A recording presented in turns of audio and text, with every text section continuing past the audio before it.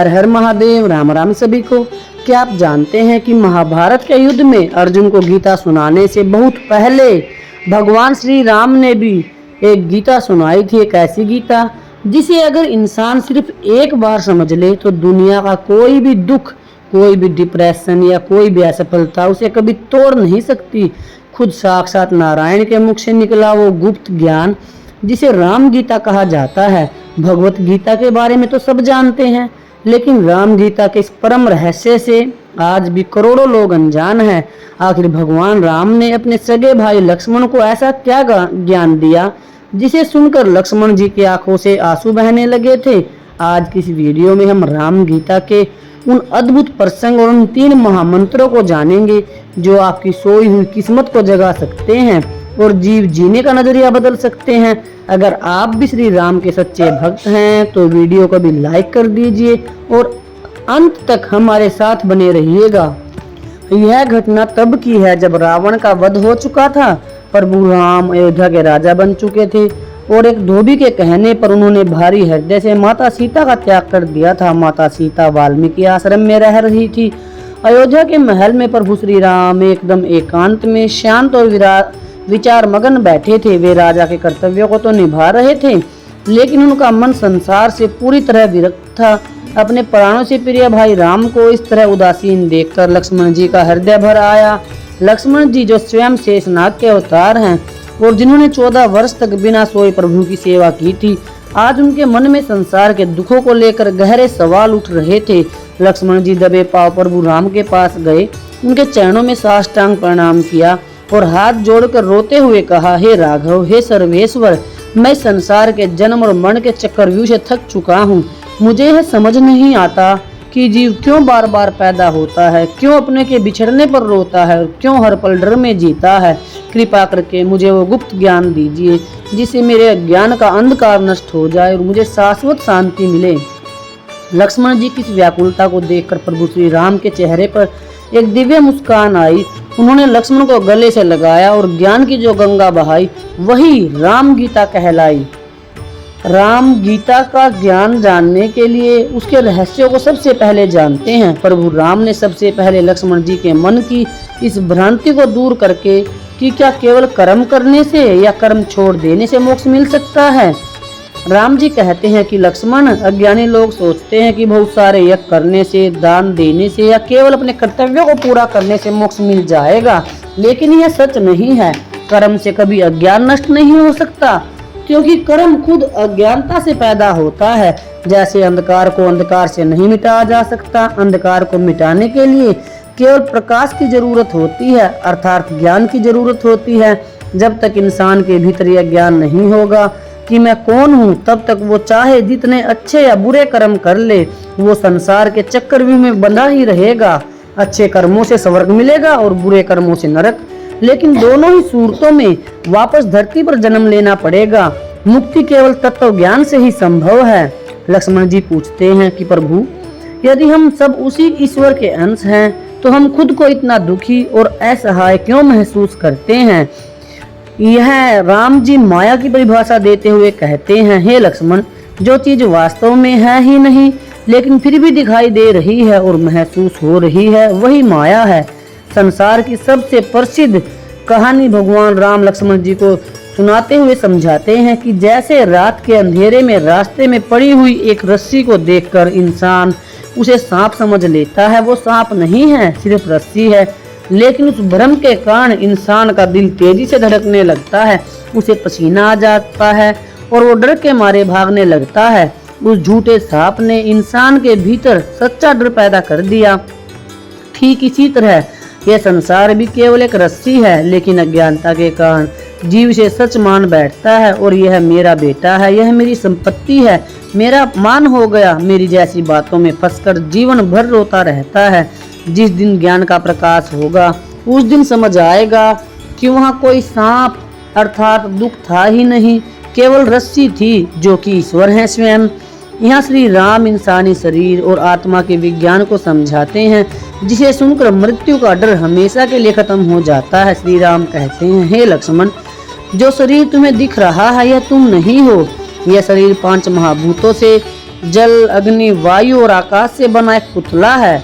जब आत्मा इस शरीर में प्रवेश करती है तो बुद्धि के भ्रम के कारण वो खुद को शरीर मान बैठती है। अगर शरीर बीमार होता है तो आत्मा कहती है मैं बीमार हूँ।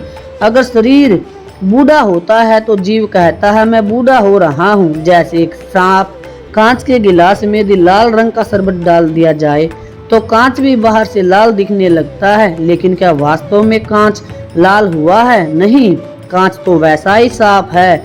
इसी तरह शरीर के सुख दुख मान अपमान केवल मन और बुद्धि को छूते हैं। तुम्हारे भीतर बैठी जो दिव्य आत्मा है वो हमारे अछूती पवित्र और आनंदमयी रहती है। अंत में श्री राम लक्ष्मण जी को बताते हैं कि एक आम इंसान इस माया से बाहर कैसे निकल सकता है। राम गीता का प्रथम अध्याय है मैं और मेरा का भ्रम। माया क्या है? श्री राम लक्ष्मण जी से कहते हैं कि यह पूरी दुनिया एक सपना है। जैसे सपने में हमें सब सच लगता है, वैसे ही जागते हुए भी हमें जो दिख रहा है वो माया है। यह मेरा भाई, यह मेरा दुश्मन है, यह मेरा धन है, वही अज्ञानता है। जब तक इंसान मैं और मेरा के चक्रव्यूह में फंसा रहेगा वो कभी सुखी नहीं हो सकता। दूसरा अध्याय कर्म और ज्ञान का तालमेल। प्रभु राम समझाते हैं कि सिर्फ कर्म करने से मोक्ष नहीं मिलता और न ही कर्म छोड़ने से ज्ञान मिलता है। कर्म ऐसे करो कि उसमें कोई स्वार्थ न हो। जब कर्म निस्वार्थ भाव से भगवान को समर्पित कर दिया जाता है तो वही कर्म इंसान को बंधनों से आजाद कर देता है। तीसरा अध्याय आत्मा अजर अमर है। श्री राम कहते हैं लक्ष्मण ये शरीर तो 5 तत्वों से बना है जो एक दिन नष्ट हो जाएगा, लेकिन इसके अंदर जो आत्मा है वो कभी नहीं मरती। सुख और दुख सिर्फ शरीर और मन को होते हैं, आत्मा को नहीं। इसलिए बुद्धिमान लोग कभी किसी के जाने का शोक नहीं मनाते। श्री राम लक्ष्मण को बताते हैं कि मुक्ति का मार्ग क्या है और साधना के 3 चरण कौन से हैं। भगवान श्री राम कहते हैं श्रवण, सबसे पहले शास्त्रों और गुरुओं से इस परम सत्य को सुनो। दूसरा है मनन, सोचना, जो सुना है उस पर ठंडे दिमाग से विचार करो कि क्या सचमुच यह संसार नश्वर है। तीसरा है निधि ध्यासन अर्थात ध्यान, फिर आंखें बंद करके उस अंतरात्मा में डूब जाओ। राम जी कहते हैं कि ज्ञान का यह मार्ग बहुत कठिन है, इसलिए जो जीव पूरी श्रद्धा से मेरे चरणों में खुद को समर्पित कर देता है उसकी बुद्धि को मैं स्वयं शुद्ध कर देता हूँ और उसे बिना किसी कठिनाई के यह परम ज्ञान प्राप्त हो जाता है। राम गीता को गहराई से समझने के लिए हमें उस समय में जाना होगा जब प्रभु राम, सीता जी और लक्ष्मण जी वनवास के लिए निकले थे। तमसा नदी के किनारे निषाद राज गुह जो राम जी के परम मित्र थे, प्रभु राम को जमीन पर पत्तों के बिस्तर पर सोया हुआ देखकर फूट फूट कर रोने लगते हैं। निषाद राज गुस्से और दुख में कैकेयी और मंथरा को कोसते हैं कि उनकी वजह से आज अयोध्या के राजकुमार को जमीन पर सोना पड़ रहा है। तब लक्ष्मण जी पहरा देते हुए मुस्कुराते हैं और निषाद राज गुह को जो ज्ञान देते हैं उसे लक्ष्मण गीता कहा जाता है। लक्ष्मण जी कहते हैं काहू न कोई सुख दुख कर दाता, निज कृत कर्म भोग सबु भ्राता। लक्ष्मण जी कहते हैं कि हे निषाद राज, इस दुनिया में न तो कोई किसी को सुख दे सकता है और न ही कोई किसी को दुख दे सकता है। कैकेयी या मंथरा तो सिर्फ एक जरिया है, माध्यम है। हर इंसान अपने ही पूर्व जन्मों के कर्मों का फल भोगता है। जो इंसान रात को सोते समय सपने देखता है कि वह राजा बन गया या भिखारी बन गया, जागने पर उसे पता चलता है कि दोनों ही झूठ थे। वैसे ही यह पूरा संसार एक जागते हुए देखा जाने वाला सपना है। इसलिए किसी दूसरे इंसान को अपने दुख का कारण मानकर उससे नफरत करना सबसे बड़ी मूर्खता है। अब आपको वो गुप्त रहस्य और गुप्त कथा सुनाती हूँ जिसके बारे में कोई सवाल आपके मन में अवश्य आया होगा कि राम जी का कौन सा कर्म था जिस कारण उन्हें वनवास भोगना पड़ा। तो आइए जानते हैं इसके पीछे शास्त्रों में, विशेषकर वाल्मीकि रामायण में, श्री रामचरितमानस और पद्म पुराण में कुछ बहुत ही गहरे और अद्भुत पूर्व जन्मों के कारणों, कर्मों और श्रापों का वर्णन मिलता है। भगवान तो साक्षात नारायण हैं, वे कर्मों के बंधन से परे हैं, लेकिन संसार को कर्म प्रधानता का पाठ पढ़ाने के लिए उन्होंने इन लीलाओं को स्वीकार किया। रामायण के अनुसार प्रभु राम के वनवास के पीछे मुख्य रूप से 3 बड़ी पौराणिक कथाएं और पूर्व जन्म के कर्म जुड़े हैं। सबसे पहले नारद जी का श्राप, यह कथा सुनते हैं। पूर्व जन्म के प्रसंगों में सबसे प्रमुख कथा आती है कि एक बार देवर्षि नारद को अपनी तपस्या पर बहुत घमंड हो गया कि उन्होंने कामदेव को जीत लिया है। उनके इस अहंकार को तोड़ने के लिए भगवान विष्णु ने अपनी माया से एक बेहद सुंदर नगर सी नदी रचा। वहाँ की राजकुमारी विश्वमोहिनी के स्वयंवर में नारद जी भी पहुंच गए। नारद जी उस राजकुमारी पर मोहित हो गए और उन्होंने भगवान विष्णु से प्रार्थना की, प्रभु मुझे अपना हरि रूप दे दीजिए ताकि राजकुमारी मुझसे ही विवाह करे।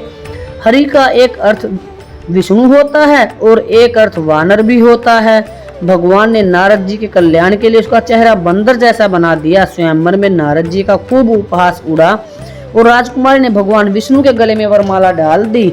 जब नारद जी ने आईने में अपना बंदर जैसा चेहरा देखा तो वो क्रोध से पागल हो गए। उन्होंने भगवान विष्णु को श्राप देते हुए कहा, आपने स्त्री के लिए मुझे व्याकुल किया है, इसलिए आपको भी मनुष्य रूप में जन्म लेकर स्त्री के वियोग का भयंकर दुख सहना होगा। और जिस तरह आज बंदरों के कारण मेरा उपहास उड़ा है, उसी बंदर की सहायता से आप अपनी स्त्री को प्राप्त करेंगे। भगवान नारद जी के श्राप को हर्ष स्वीकार किया। इसी कारण राम अवतार में उन्हें माता सीता का वियोग सहना पड़ा और 14 वर्ष वन वन भटकना पड़ा, जहाँ वानरों ने उनकी सहायता की। दूसरी कथा राजा दशरथ का कर्म है। यह कर्म प्रभु राम का नहीं बल्कि उनके पिता राजा दशरथ का था, जिसका फल पूरे रघुवंश और श्री राम को भुगतना पड़ा। युवा अवस्था में राजा दशरथ को शब्द भेदी बाण अर्थात आवाज सुनकर तीर चलाना का बड़ा घमंड था। एक रात नदी किनारे जब अंधेरे में सन कुमार अपने अंधे माता पिता के लिए घड़े में पानी भर रहे थे तो घड़े से गड़गड़ की आवाज आई। दशरथ को लगा कि कोई जंगली हाथी पानी पी रहा है। उन्होंने बाण चला दिया जो सीधे सन कुमार की छाती में जा लगा। अंधे माता पिता का श्राप। जब दशरथ पानी लेकर सन कुमार के वृद्ध और अंधे माता पिता के पास पहुंचे तो बेटे की मृत्यु का समाचार सुनकर उनके प्राण सूख गए। उन्होंने दम तोड़ने से पहले राजा दशरथ को श्राप दिया, जिस तरह आज हम अपने बेटे के वियोग में तड़प तड़प कर प्राण त्याग रहे हैं, एक दिन तुम भी अपने पुत्र के वियोग में तड़प कर मरोगे। इस श्राप को पूरा होने के लिए राम जी का महल से दूर जाना जरूरी था। अगर राम राजा बन जाते तो दशरथ के पास ही रहते, इसलिए कैकेयी की मति बदली। राम जी को वनवास हुआ और राजा दशरथ ने राम राम कहते हुए पुत्र वियोग में अपने प्राण त्यागे। अगली कथा महर्षि भृगु का श्राप है। पद्म पुराण के अनुसार यह कथा देवताओं और असुरों के युद्ध से जुड़ी है, जिसके कारण साक्षात विष्णु जी को पृथ्वी पर कष्ट भोगना पड़ा। एक बार देवासुर संग्राम में जब देवता असुरों पर भारी पड़ने लगे तो असुर भागकर महर्षि भृगु की पत्नी माता ख्याति की शरण में चले गए। भृगु ऋषि उस समय तपस्या करने गए थे। माता ख्याति ने अपनी शक्ति से देवताओं को स्तंभित कर दिया और असुरों की रक्षा की। देवताओं की रक्षा के लिए भगवान विष्णु वहां पहुंचे। जब भृगु की पत्नी ने देवताओं को नहीं छोड़ा तो भगवान विष्णु ने अपने सुदर्शन चक्कर से उनका मस्तक काट दिया। जब महर्षि भृगु वापस लौटे और अपनी निर्दोष पत्नी का कटा हुआ सिर देखा तो वे क्रोध से कांप उठे। उन्होंने भगवान विष्णु को श्राप दिया, आपने एक निरपराध स्त्री की हत्या की है, इसलिए आपको मानव रूप में जन्म लेना होगा और अपनी पत्नी के सुख से वंचित रहकर संसार में साधारण मनुष्यों की तरह कष्ट भोगना पड़ेगा। इसी श्राप के कारण प्रभु राम को ऐश्वर्यशाली महल छोड़कर 14 वर्षों तक वनों की खाक छाननी पड़ी। लोग सोचते हैं कि राम जी के साथ अन्याय हुआ, लेकिन असल में वो भगवान थे जो अजन्मा और अविनाशी हैं। वे जब मनुष्य के रूप में आते हैं तो अपने ही भक्तों नारद, भृगु, शरण कुमार के माता पिता के दिए वचनों और श्रापों का मान रखने के लिए खुद कष्ट सहते हैं।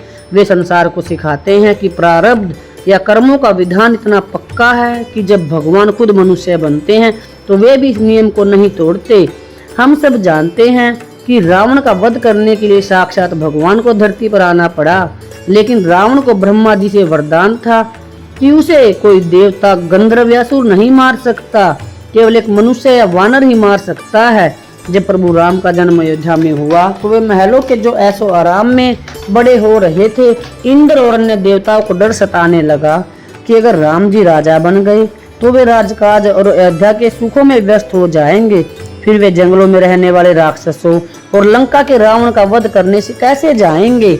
देवताओं ने मिलकर प्रार्थना की, जिसके बाद माता सरस्वती ने जाकर दासी मंत्रा की बुद्धि फेर दी। मंत्रा ने कैकेयी के कान भरे और कैकेयी ने राम जी के लिए 14 वर्ष का वनवास मांग लिया। असल में वनवास कोई सजा नहीं थी, बल्कि भगवान राम का मिशन था। अगर वे वन न जाते तो पंचवटी में शूर्पणखा नहीं आती माता सीता का हरण नहीं होता, सुग्रीव और हनुमान जी से मिलाप नहीं होता और न ही रावण का अंत होता। यानी देवताओं के स्वार्थ और जगत कल्याण के लिए राम जी ने हंसते हंसते वनवास स्वीकार कर लिया। अगली कहानी जालंधर की पत्नी वृंदा का श्राप है, जो कि शिव पुराण की कथा है। यह कहानी भगवान विष्णु के एक और कर्म से जुड़ी है, जिसका हिसाब उन्हें राम अवतार में चुकाना पड़ा। जालंधर नाम का एक बहुत शक्तिशाली राक्षस था। उसकी पत्नी का नाम था वृंदा, जो परम पतिव्रता स्त्री थी। वृंदा के पतिव्रता धर्म की शक्ति के कारण देवता मिलकर भी जालंधर को युद्ध में हरा नहीं पा रहे थे।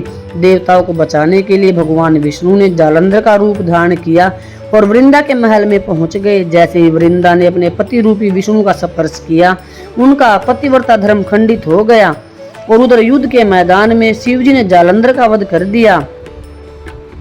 जब वृंदा को सच पता चला कि उसके साथ छल हुआ है, तो उसने गुस्से में भगवान विष्णु को श्राप दिया, तुमने पत्थर की तरह कठोर दिल होकर मेरे साथ छल किया है, इसलिए तुम पत्थर बन जाओ। जिसके कारण भगवान शालिग्राम बने। और तुमने जिस तरह छल से मुझे मेरे पति से अलग किया है, एक जन्म में तुम्हारी पत्नी का भी छल से हरण होगा और तुम उसके वियोग में तड़पोगे। यही वृंदा अगले जन्म में माता तुलसी बनी और भगवान विष्णु को राम अवतार में अपनी पत्नी सीता का वियोग सहना पड़ा। राम गीता में प्रभु श्री राम लक्ष्मण जी को इंसानी चेतना का सबसे बड़ा रहस्य बताते हैं। राम जी कहते हैं कि हर इंसान का मन रोज 3 अवस्थाओं से गुजरता है। जागृत अवस्था, जब हम जाग रहे होते हैं और इस बाहरी दुनिया को देखते हैं। स्वप्न अवस्था, जब हम सो रहे होते हैं और हमारा मन मनगढ़ंत कहानियों और सपने बुनता है।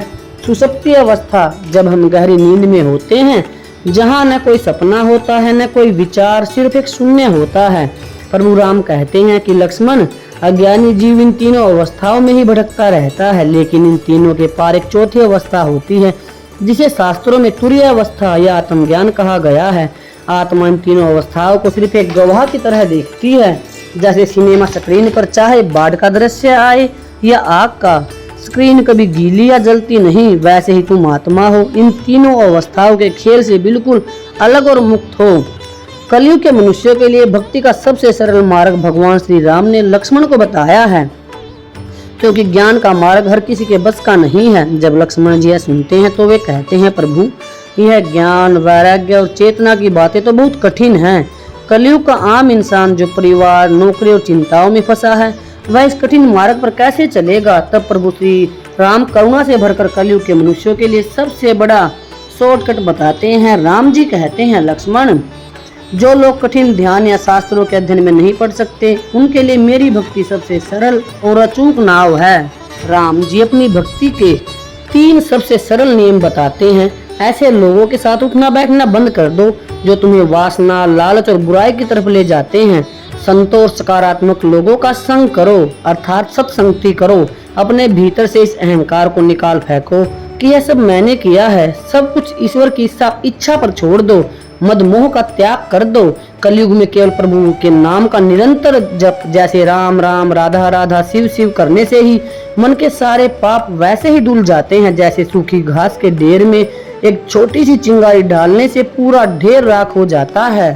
प्यारे भक्तों, अब आप समझे, जिसे पूरी दुनिया राजा दशरथ का कर्म, केकई की जिद या मंथरा की चाल समझती है, वो असल में इतिहास का सबसे बड़ा ब्रह्मांडीय योजना थी। नारद जी का श्राप, भृगु ऋषि का क्रोध, श्रवण कुमार के माता पिता के आंसू और माता वृंदा का श्राप, इन सभी धागों ने मिलकर राम जी के वनवास की उस कहानी को बुना, जिसने एक राजा के बेटे राम को मर्यादा पुरुषोत्तम भगवान श्री राम बना दिया।